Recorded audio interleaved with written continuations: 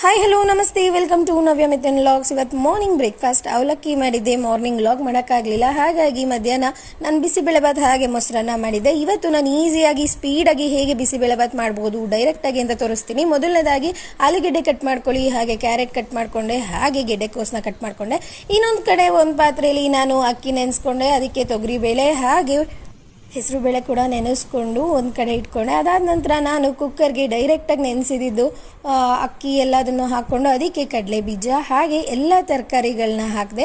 ಅದಕ್ಕೆ ಸ್ವಲ್ಪ ಅರಿಶಿನ ಹಾಕಿ ನಾನು ರೆಡಿ ಮಾಡಿದೆ. 1 ಲೋಟ ಅಕ್ಕಿಗೆ 5 ಲೋಟ ನೀರನ್ನ ಹಾಕಿಬಿಟ್ಟು ವಿಜಿಲ್ ಹಾಕಿ ಕುಕ್ಕರ್ನ ಕೂಗಿಸಿದೆ ಒಂದು ಸೈಡು.